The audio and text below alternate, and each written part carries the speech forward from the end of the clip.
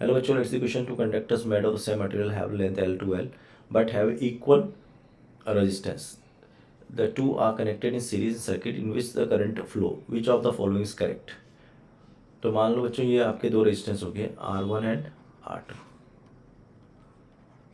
ठीक है, इनका रेडियस कितना है? इसका रेडियस है L और इसका रेडियस है 2L. तो डेफिनेटली इसका एरिया कितना होगा? 2 है और इसका एरिया हो जाएगा A. क्योंकि उनके रेजिस्टेंस सेम बोले, तो रेजिस्टेंस सेम बोले तो क्या होगा? L/A का रेशो सेम रहेगा. तो इधर अगर L/A का रेशो सेम रहेगा तो यहाँ अगर अपन L/2A कर रहे हैं तो ये गलत कर गया अपन ना, रेशो सेम होगा. तो अगर अपन यहाँ पे इसका एरिया A ले रहे हैं तो इसका एरिया कितना हो जाएगा? 2 है. ऐसे करेंगे, हाँ. इसका एरिया कितना हो जाएगा? 2 है, क्योंकि उनका रेशो L/A का रेशो सेम होगा, रेजिस्टेंस सेम है. अब आगे पूछा था potential difference across the two conductor is the same. क्योंकि सीरीज में कनेक्टेड है तो करंट सेम होगी. और R1 बराबर क्या है? R2. करंट सेम है तो वोल्टेज क्या हो गया? सेम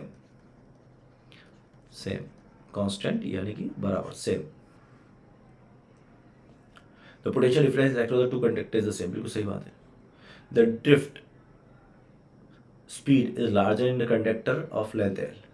अब ड्रिफ्ट को क्या सीन है? I is equal to NEA into VD.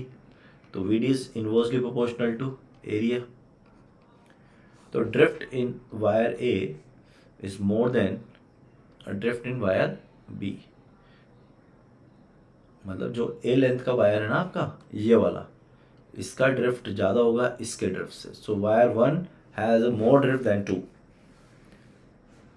बिल्कुल सही बात है. The drift speed is larger in B भी करेक्ट हो गया. The electric field in the first conductor is twice that in the second. अब देखो इलेक्ट्रिक फील्ड जो होता है हम बोलते हैं J is equal to sigma into E. तो इज प्रोपोर्शनल टू A. तो E of L and divide by E of 2L is equal to area of 2L divide by area of L. Area of 2L is twice of area and area. तो EL upon E2L क्या हो गया? is equal to 2. तो EL जो हो गया वो twice of E2L हो गया. क्या कहते हैं? Electric field in the first conductor is twice that of second conductor. ये भी सही हो गया. द इलेक्ट्रिक फील्ड सेकंड, ये गलत हो जाएगा ऑब्वियसली पहला. तो आंसर जो होंगे इसका right answer 1, 2, 3 are correct option. All the best.